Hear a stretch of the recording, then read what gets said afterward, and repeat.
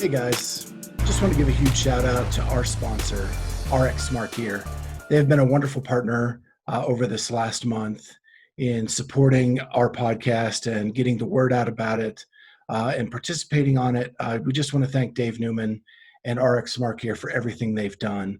Don't forget, anything in the store, you can use our discount code Clydesdale15, all caps, to get 15% off everything in the store, with the exception of special editions and new releases. That's Clydesdale15, all caps. I have been a user of RX Smart Gear jump ropes since 2014. They are the best in the business. I've got friends that are now using their grips and love them immensely. So, hey, now's the time to get it for 15% off. Go check it out at rxsmartgear.com. Clydesdale15 for 15% off everything in the store. And now off to this week's. Love the pictures in the background. Ah, thanks. Yeah, those are some cool photos. That's 2016. Entering the stadium for the last workout. Last time anyone was at the stadium, right? The StubHub, yeah. Yeah. Yeah, so that's Matt going in for the last workout and Katrin for her second win. That's his first win. That's awesome. Yeah. So since we talked to you last, Matt, I have a new co-host, Kat Shear. She's in the picture there. And Hey, then Matt. Amy wasn't able to jump on with us last time. So that's my co-host, Amy. Hi there. Hey, Amy, how are you? I'm And good. Kat, how you guys doing? Good. Cool. Good to be with you. Yeah, and so we've all had chances to meet you over the COVID period at different things. Amy met you at the Arnold, and Kat and I got to hook up with you at the Masters Fitness Collective. That's right, for sure. So it's been a pretty slow week for you, huh? Yeah, a little chaotic. It was, it's funny, I flew back yesterday from California. I stayed a few extra days. And with Todd, a good friend of mine, Todd Melanie from Noble, one of the founders of Noble, and we both slept like 7 hours on the flight back. I had no idea how tired I was. It was, it's been a long year. So I think it's just like all came crashing down on me on that flight yesterday. So I landed at like 5 o'clock, came home, said hi to my family, and I went to bed again at like 10 o'clock and slept for like another 9 hours. So I'm well rested today. You guys got me at a good time. Awesome. We appreciate you jumping on with us. So let's start with this week, and then we'll backpedal to like the beginning of COVID when we talked to you last. But this week you were Matt's +1. Mm-hmm. And what was that like? Because that was a different experience than any other games, I'm sure. Yeah, it was. It's funny. I've been asked this a lot. You know, I'm sort of I always describe myself as Matt's caddy. I think he said that in one of the post interviews. It's not a coach. Shane's his coach, but I've been there for all 7 of his games in that role, and it wasn't much different for us. I mean, I'll tell you that the experience overall was a little different. Obviously, lacking fans and and the hoopla around the event, which can be great and challenging at the same time when working with somebody like Matt. Like we can't get around anywhere. We can't go out. Like there's, when there's 20,000 CrossFitters in one location, Matt can't really do much. But overall, and it's what, one of the things I'm most proud of from the weekend was we were able to sort of make it what it always is, and focusing it in on him being his best, and all the other stuff that's changed was different. Protocols we had to abide by didn't change how he functioned through the week. So it was really a great week. Honestly, I was talking to somebody yesterday about how much fun it was. It was so intimate that it allowed a lot more interaction with athletes and other coaches. It's an experience for sure that I will look back at really fondly the rest of my life. And there were some really good friendships made with some of the coaches that I don't usually get to spend a lot of time with. It's just chaos at the games, and it wasn't as chaotic because of the smaller group and the downtime between events and heats and stuff. It was great. It was honestly like, I feel very, I was talking to Dave Castro as the last event was going on. We were kind of standing around the finish line with Shane, and he was, reflecting on how cool it was. He's like, this is going to be the games experience that everybody looks at and wishes they were there. And I honestly believe that it's after going through it, it's, it was, the ranch is historic. It was a small elite group. So I feel really grateful that I got to be there. And obviously Matt, becoming now on paper the greatest that ever lived.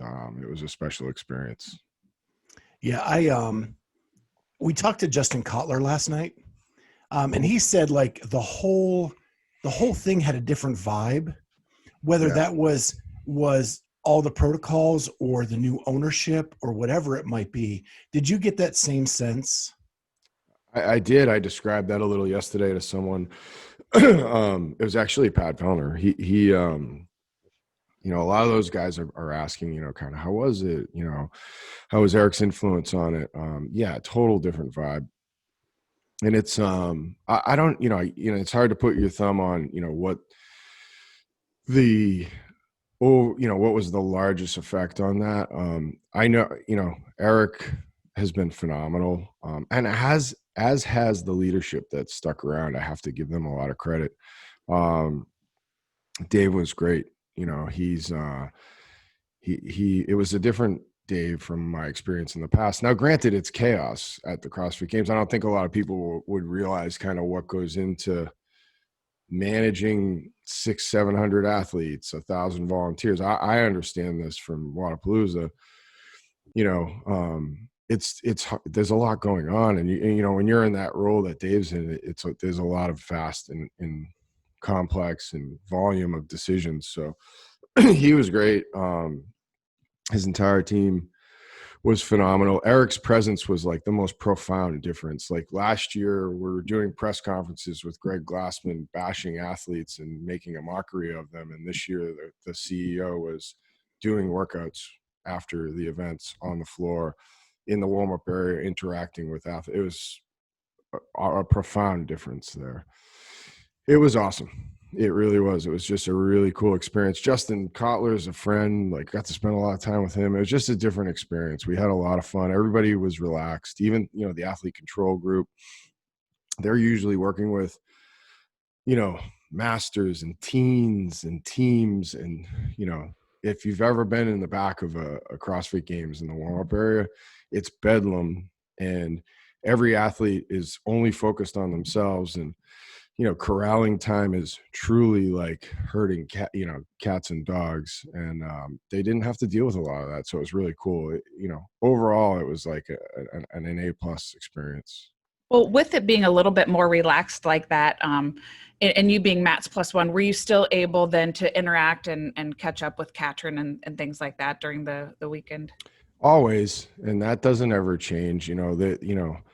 I have a really special relationship with Kat, and so yeah. I mean, and they're all friends. Like Kat and Tia are friends. Brooke Wells is a client and a really good friend, and yeah, there's a lot of encouragement.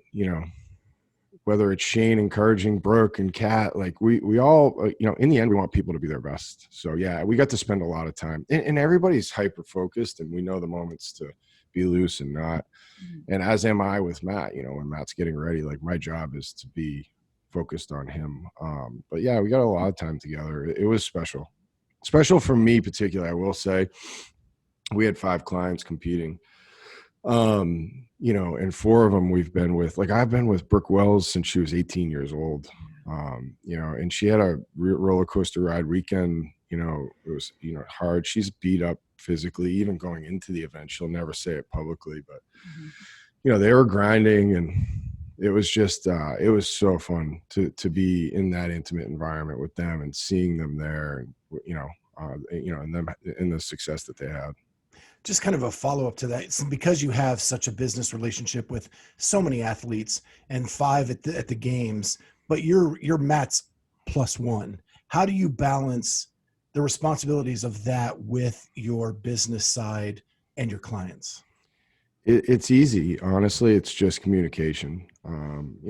Everybody there knows what I'm at the games for, and it's very clear, and I make it clear, and I make sure that it's more complex at a regular games because Pat Vellner, Cole Sig, or Brent Fikowski are competing at a high level, right? And those guys don't have a problem with it. They know that I'm with them. I help them with their business, and I'm rooting for them. But when I'm at the games, I'm focused on Matt. We have support people that come to help with, any type of, running around or things that need to get done. Even this, outside the bubble, we had a guy, Daniel Robbins, who works with a lot of the athletes. Generally I have like one or two people that will help, with laundry, food runs. We support everybody equally on that side. My focus at the games, and everybody knows it because I communicate it, and I make sure before the games, like, everybody's good. They know what I'm there for. So it's super simple. Yeah. So this isn't even in my notes, but we had Sam and Jen Dancer on a couple weeks ago now. And Sam talked about you, saying that you were helping him with some kind of business ideas and some stuff, but he looks at you more as a friend than a business guy. And it seems like a lot of your clients feel that way. How do you keep that relationship going like that?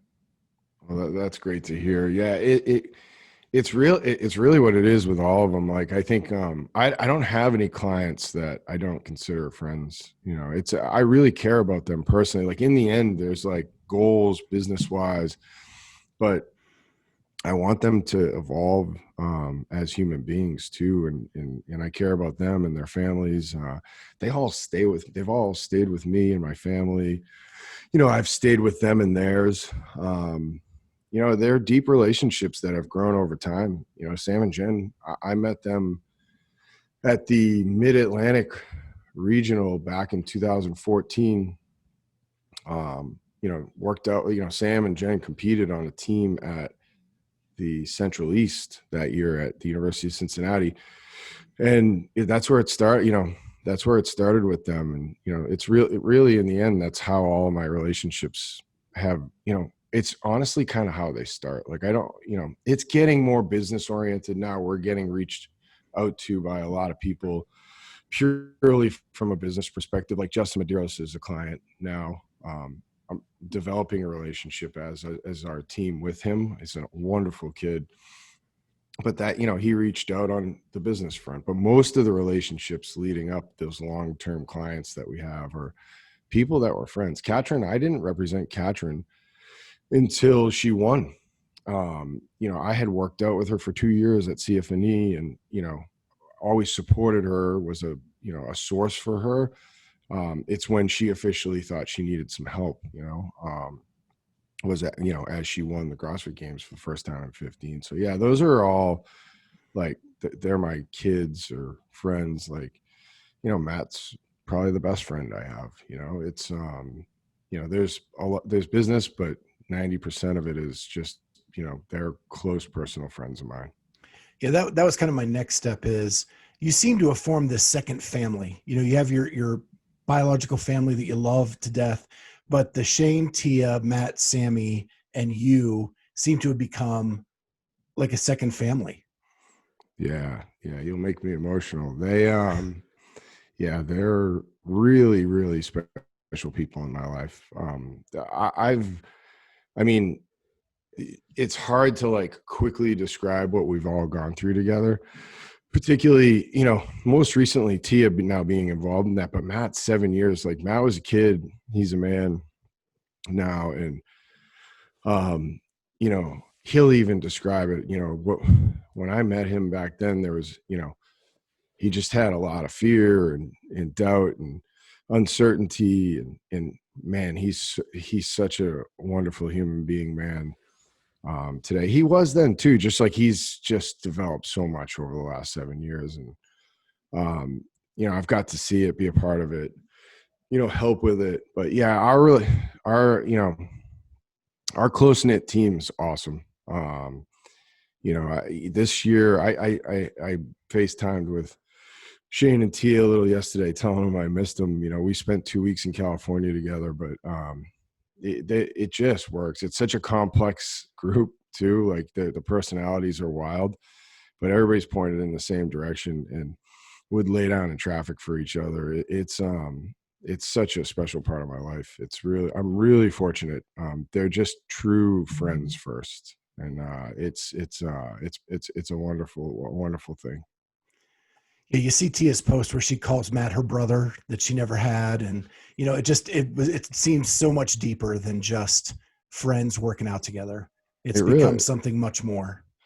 it really is. You know, we all went to London together, and I think that was like a big piece of evolution for us as a group. You know, Matt wanted to compete before, you know, just to get some reps in London.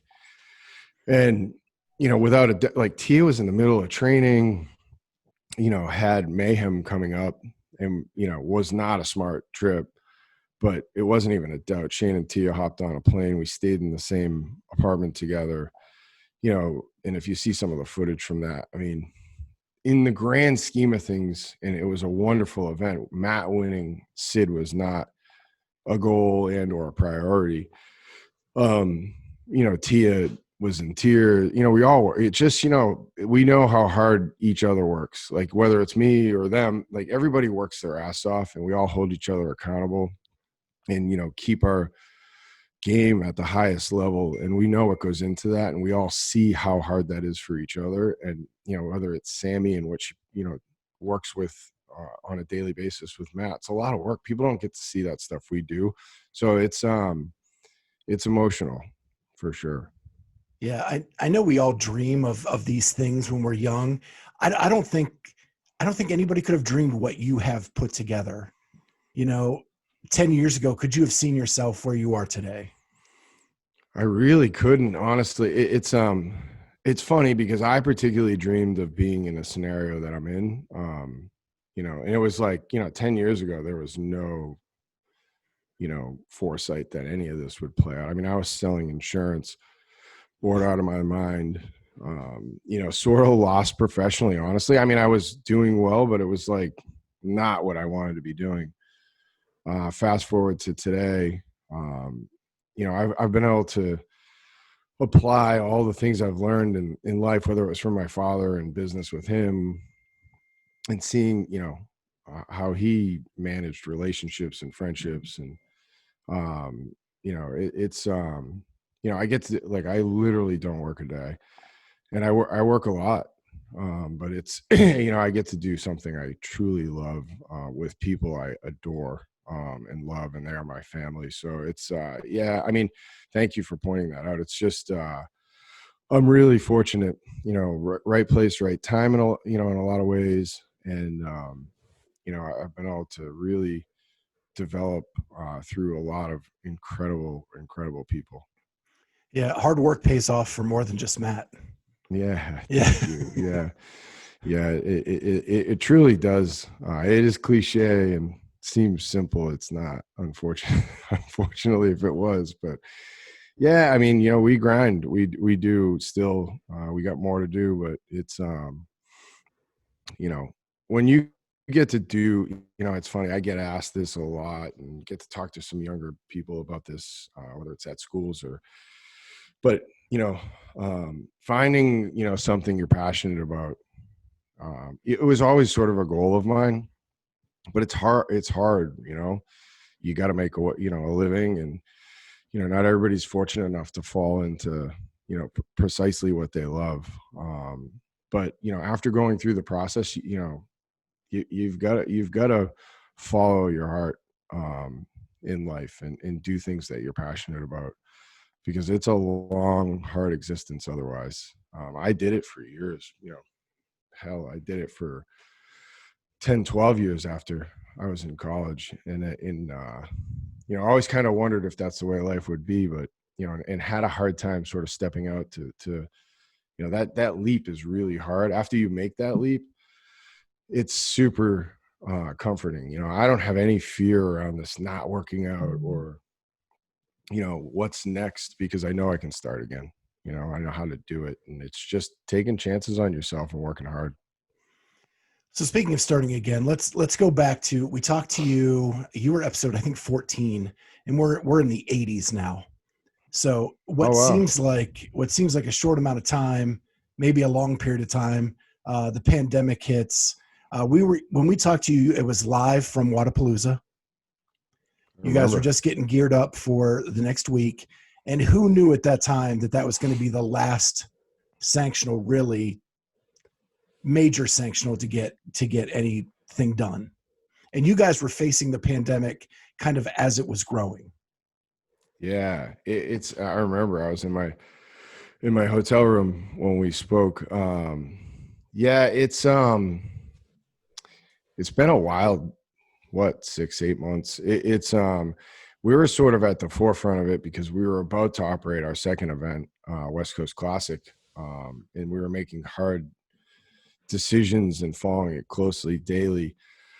I was asked this last week. I remember it was March 10th and I was in Miami, and we just, we had back up a little from that. Wadapalooza was the most successful in history, and we had, good problems, not enough seats. I mean, it was, Wadapalooza has, our hard work had paid off. Like, it popped, people were enjoying themselves. It was, I mean, we grew 50% in our 9th year. It was crazy. And, great result and exciting competition. Everybody had to go, and we had 2,500 athletes compete, 1,000 volunteers.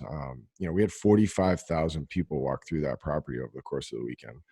So 4 days, it was monumental. And here we are now trying to plan when we're going to do that again. And I have no idea, because we wouldn't want to do it unless it looked like that. So it's very fuzzy.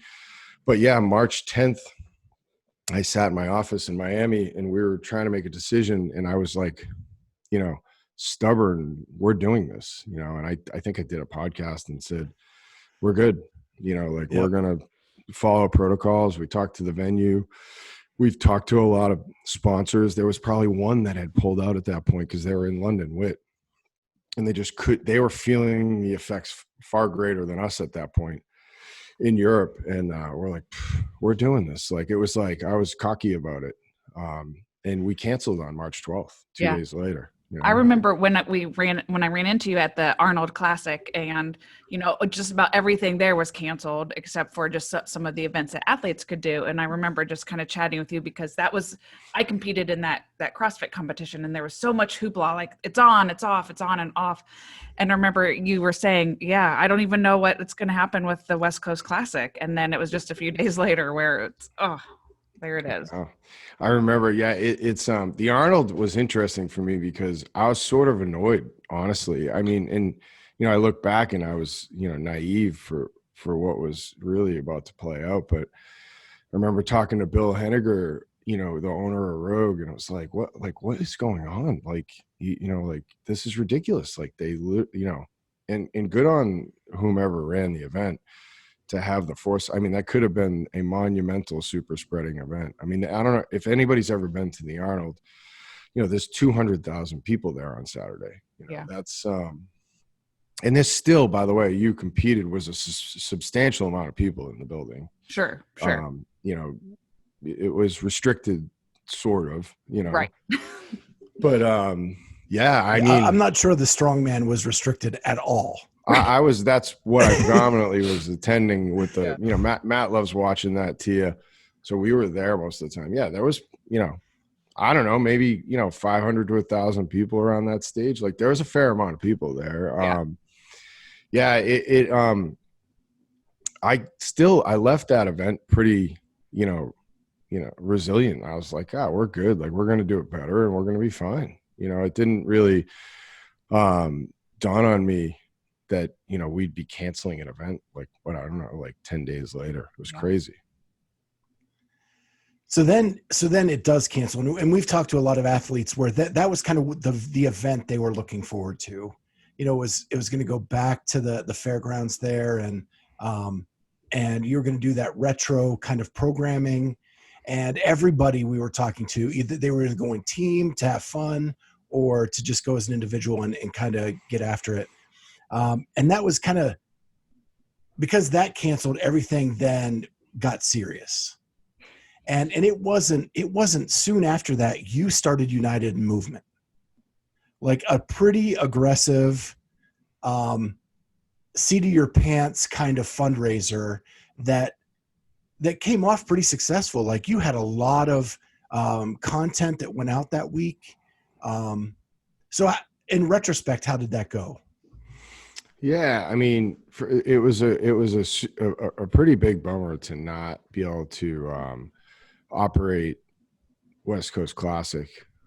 It was, I mean, that was going to be a monumental success for the community in general. I mean, a area that had been sort of neglected from a CrossFit perspective, California, that should have a massive footprint in our event season. We were really excited, and the response was great. There was, the ticket sales were off the charts. It was, and our programming was amazing. I'm really sad that people didn't get to see that, because it would have been, badass old school CrossFit Games and regional workouts that were coming out. And we had the horse track to use. Like we were going to do an event around the horse track. I mean, I can tell you what it was. It was going to be the ruck run from the prior games repeated. So, and everybody was, we had like 1,500 athletes signed up to compete. We're going to get to do that.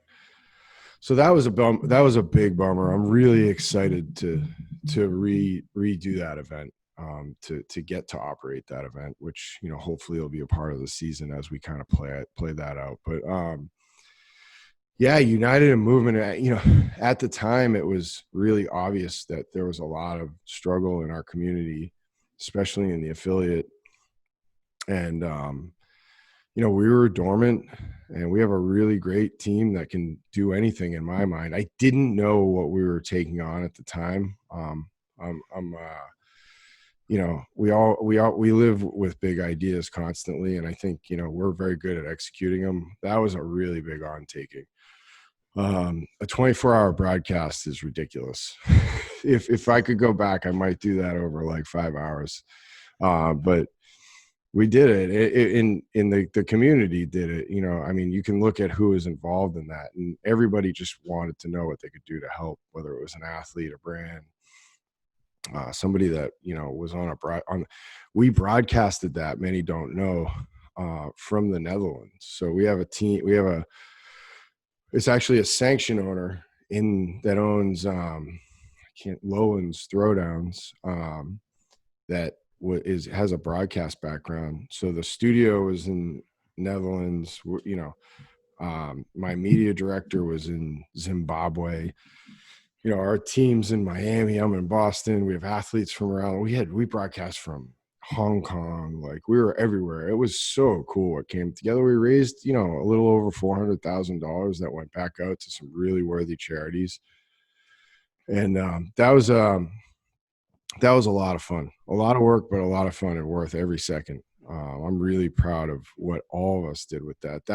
It might have been an idea born, with my small team, but there was probably about, I don't know, close to 1,000 people that were heavily involved in that. So it was really fun. And everybody's just said yes. And what can I do? The athletes made that, they used their influence to push that through their social channels. So it was really, really a cool event. Yeah, I remember before it happened, you were kind of like, we're going to pull this off. We don't know how. We don't really know. We're just going to ask for help from the community and see what happens. And to pull that together as quickly as you did was pretty amazing. And I know, and like you said, it wasn't just you, it was the whole community, but it was cool how they rallied together on that.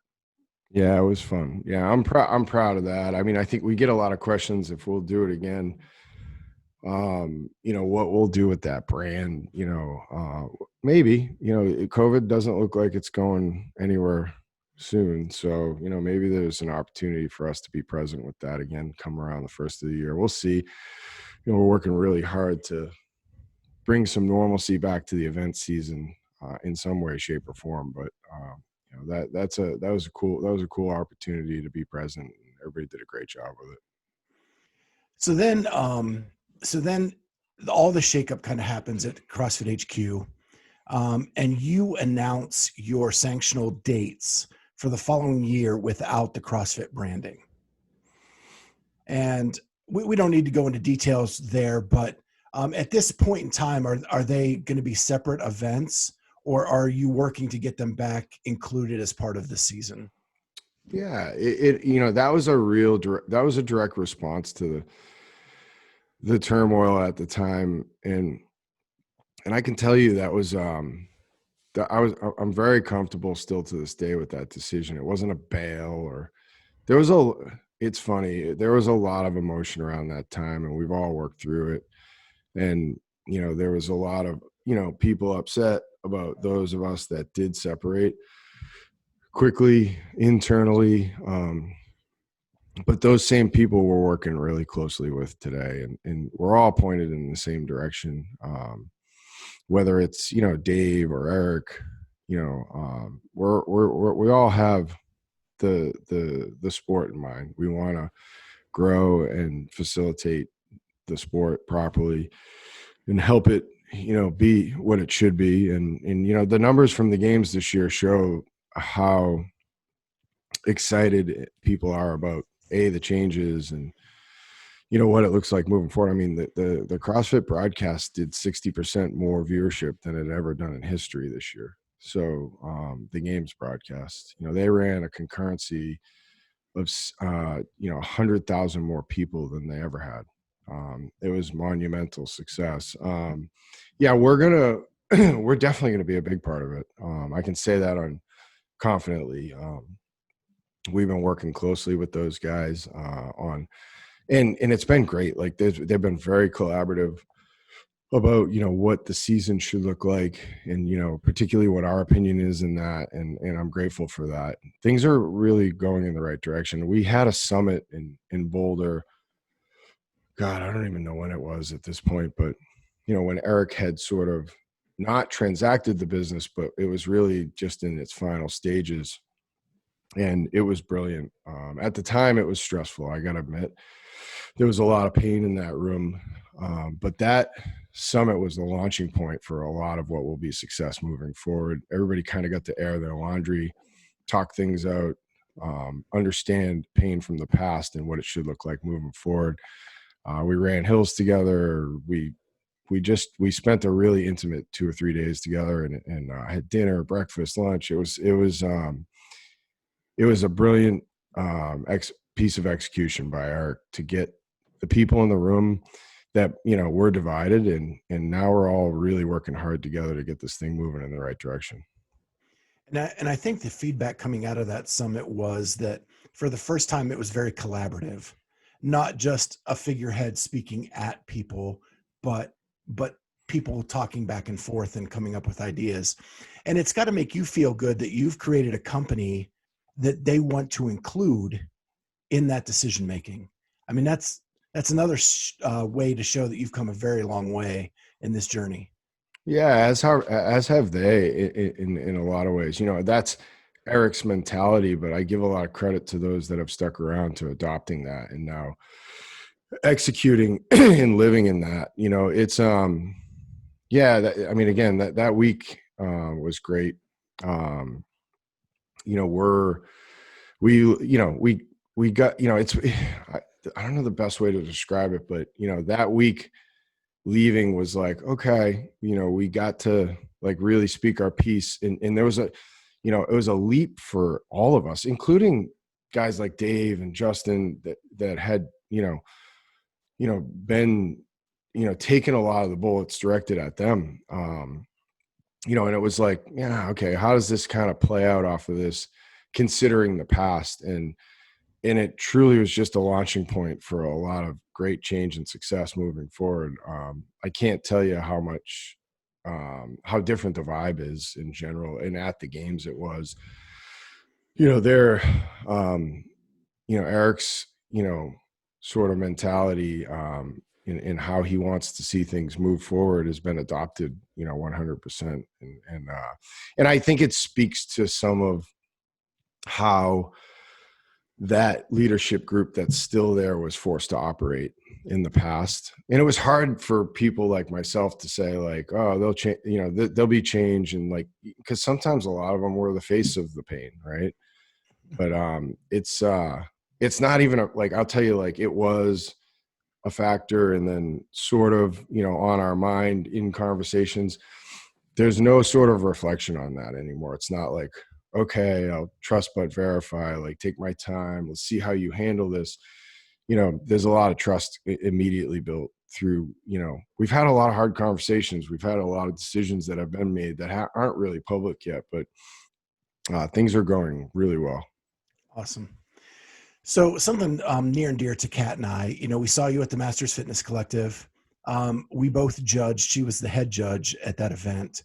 And it was a way to allow the age group online qualifiers in the older divisions an opportunity to have a championship.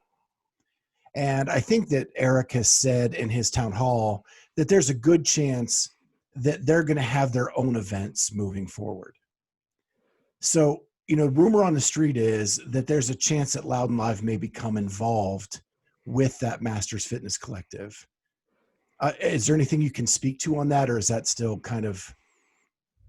Yeah, well, we're working on it with Bobby and his team. We're definitely going to help and get involved. At what length that isn't worked out yet, but it's a community we're involved in heavily with our events, and really work hard to provide platforms for. I think we all have to work together with Eric on kind of how that looks moving forward, but we want to do as much as possible with the Masters community. I don't think the Masters Collective was built to run large scale events. Or it wasn't their intent. I think they, did a really good job stepping up in the time. Bobby doesn't want to be an event organizer, that what he did there, and then moving forward, what it would look like to operate these world stage events is a full-time job. So I think, we'll look to support him in the Masters Collective team as much as we can, and take on areas that, they need help in, so yeah, we're talking to them quite a bit. Now post games, I'll have some time to really dig in more with them on that. I've been a little busy for a bit, so it's just a matter of working through it at this point and seeing what it looks like. Next year is going to be another weird year. Like, anybody who thinks otherwise is ignoring facts. I mean, we're going to have to navigate a lot of regulation around COVID that, I wouldn't be surprised if most of our season next year looks a lot differently than we want it to. But we're gonna work really hard with those guys, and I think we'll be heavily involved in the Masters side of things. Well, like, I thought that was a great event. It was. I've been behind the scenes on a regionals and a games and things like that. This was a group of people who had never done it, kind of putting it together, and they pulled off something amazing. Those athletes are people who deserve the right to be noticed. They are amazing people, amazing athletes. And it was a lot of fun to be involved in that kind of first year. I'm glad I went. I still work out quite a bit with guys like that. I have a lot of friends that compete in that community. I've done CompTrain Masters for years. I'm aging myself right now, but the event was amazing. It was great to be present in the times. Bobby and his team did a great job.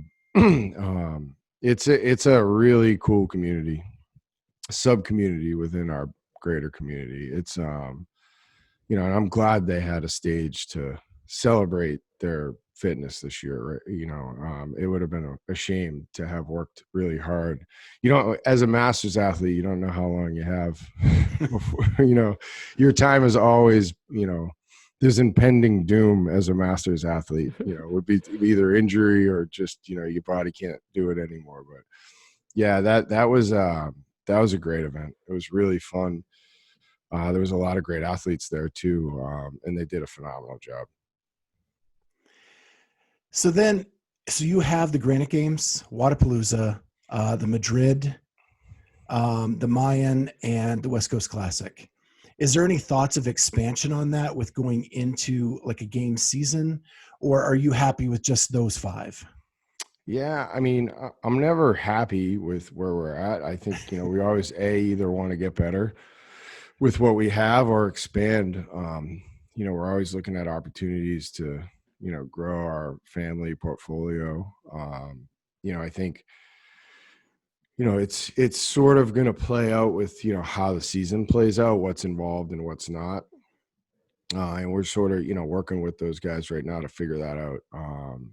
I think, we'll we'll have some cool stuff to hopefully talk more specifically about in the next couple of months. I think, fair,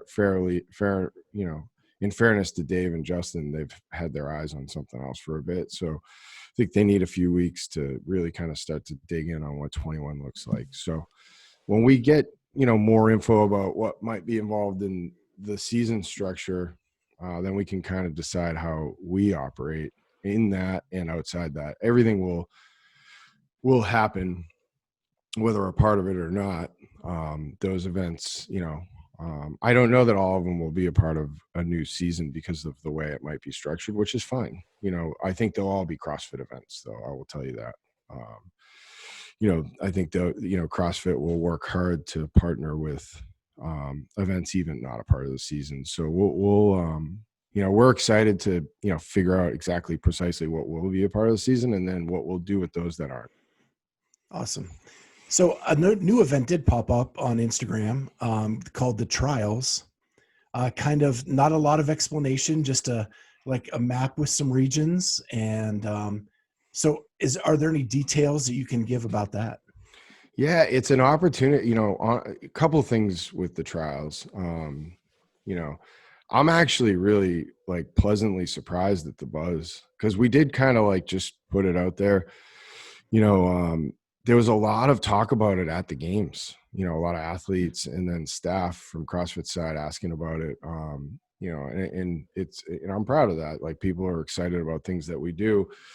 It's an opportunity for us to be present, for people in the community to be present, and compete, put their name on a leaderboard, have something to train for, and for us to test out some ways to operate next year as well, right? So we're going to do a post-produced broadcast with that. We're developing some software that's I'm really excited about. It's interactable. We'll have the top 3 athletes from each category go into a final, record their workouts, submit them, and we'll post-produce the broadcast. And it'll have a lot of consumer interaction. You'll be able to click on an athlete and watch them specifically. It'll be really cool. So we're working hard. That software development's extremely difficult sometimes, especially with platforms like that.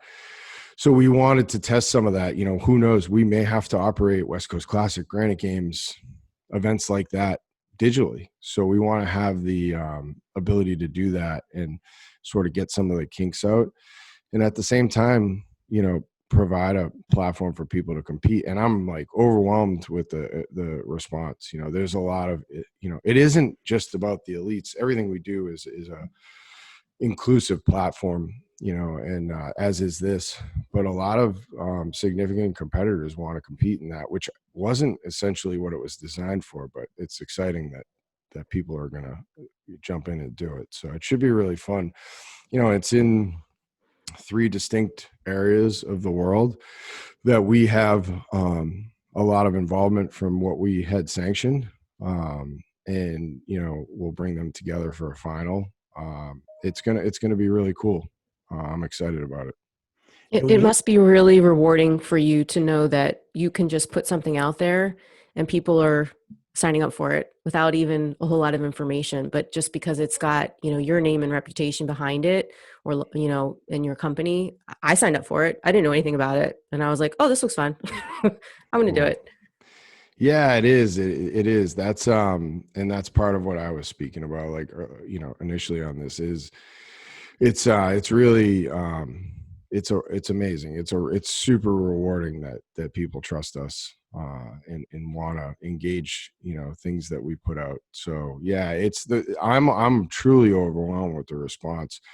I thought, I told our team, if as long as we had 3 people in each category, it was fine, honestly, in the end, because it was, we're going to run it, and make it a phenomenal experience for people. But truly the intent was to be present, give people the opportunity. And it wasn't about numbers. It was about, A, provide a quality experience, and B, get an opportunity to test some things on the broadcast side. A lot of people are signed up, and every day a lot more sign up. So it should be exciting. I might have to do it myself. I wasn't gonna, but maybe I'll jump in. Matt, who awesome. do you use for programming for something like that? We have a team internally that is really good at it. So Dylan Molitsky is the VP of Loud and Live Sports, and has been around a long time. He's a part of the original team that founded Wadapalooza. He was the MC for the games for years. He's very good at it, but we consult.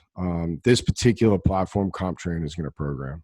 So our team has adopted, a theory that, we should find expert knowledge in everything we do, and that being an area that we know we're proficient at. But with my involvement with athletes and, brands, and, it becomes a little muddy. So we like to, keep me away from it. I've seen enough to be able to understand what a good competition should have from a variety perspective, but I have nothing to do with it.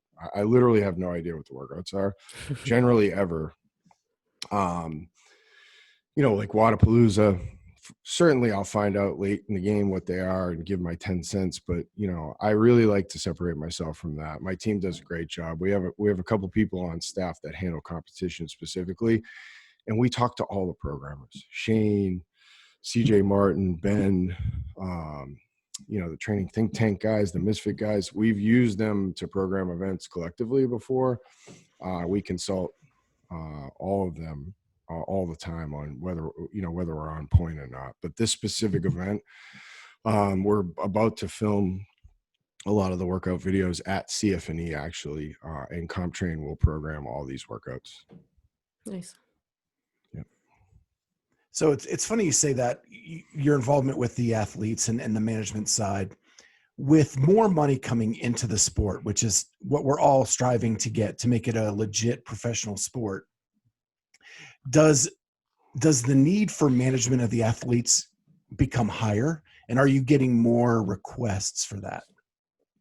We get a lot of requests. And we're mindful of, being able to do a good job. So, volume, managing volume is important. We'll add where we need to, take more volume on.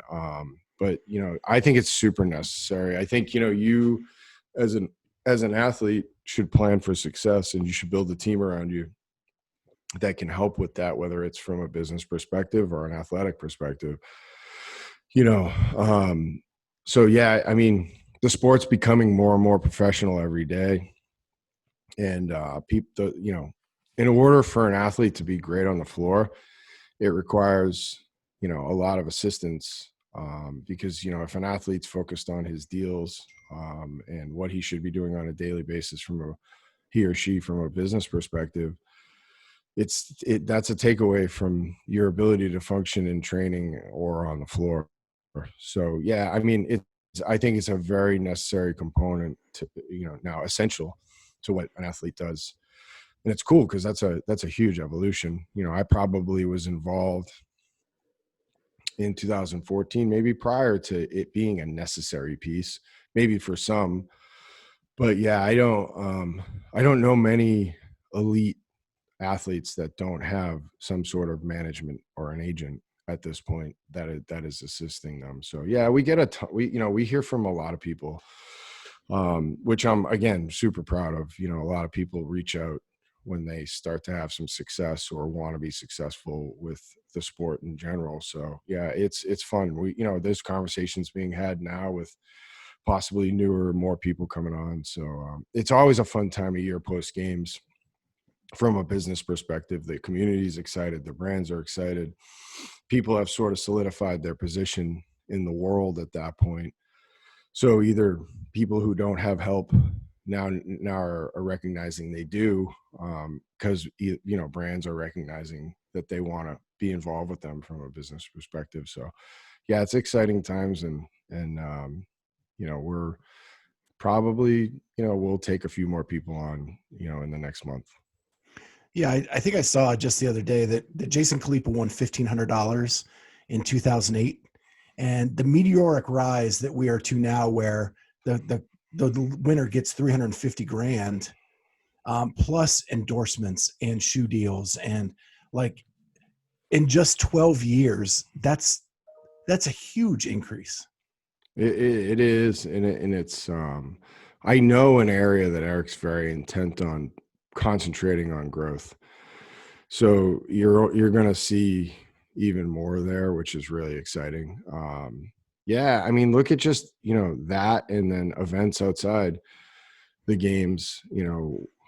There's 4 events with, $400,000 prize purses plus.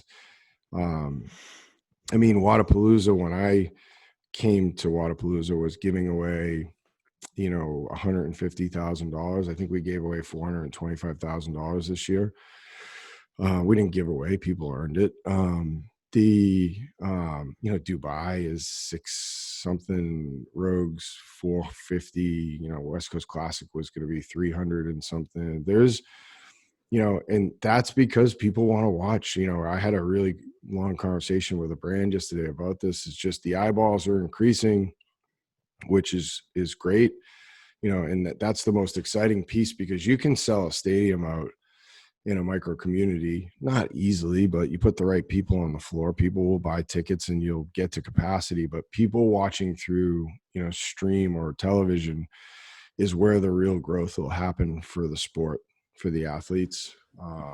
And that's meteoric right now. So, stay tuned. Those numbers are going to get really interesting very quickly.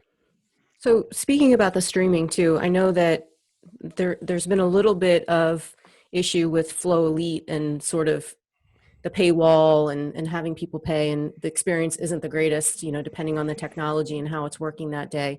Are you guys working through some alternative solutions for your events coming up so that we have a little more access to those? Yeah, 100%. It's a huge priority. It's on our short list of things that need to improve greatly this year. We hear everybody. We recognize that it needs to improve, not only the fact that people are paying through to watch, but the quality too.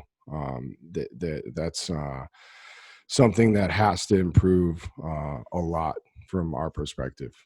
We consider ourselves the leader in the industry, and we can't be short anywhere, and we are there right now, and that will get better.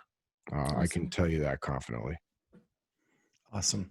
I know when we talked back in March, I think it was, or I don't even know when it was. It seems like 3 years, this last 8 months. But we talked about that paywall, and like, I'm a CrossFit junkie. I'm going to be willing to pay that paywall, but the product this year just didn't match up to what we were paying for. So I'm glad to hear you say that. Yeah. And, that feedback is important. We don't not want to hear it. We want to get better. And, I think that's one of our strengths is, you're only as good as your next execution. And if that doesn't improve, I'm not doing a good job. My team isn't. That was unacceptable this year. So that's, we did the best job we've ever done with that event. And there's, that kind of hanging over our heads, and that's got to get better. So, yeah, you'll see a big jump there for sure. We're working really hard at that, and hear everybody loud and clear, and appreciate the real strong feedback. People are passionate about it. Whether it was, on the high end, anger to disappointment on the lower end, we get it, and we hear it loud and clear, every single comment, feedback, email, and we'll get better. Awesome. Well, do you guys have any further questions? Well, Matt, it's always a pleasure to talk to you. I know a lot of people follow athletes. I follow you. You're one of my heroes in the sport. It's weird to say because I'm probably older than you, but But you are my hero, and it's always awesome to sit down and talk to you and see what you're doing from a business perspective. Well, thank you. I appreciate those kind words. I appreciate what you guys do. We all have a part in how this grows, and you guys are doing a great job. And I appreciate, the dedication you put into promoting the space and us and me and our athletes. So thanks for all your hard work. Well, thank you. Thank you. We'll talk to you soon. Yeah, I look forward to it. Thanks, guys. Have a great day. Thanks for having me on. Bye. You too. Here, Matt.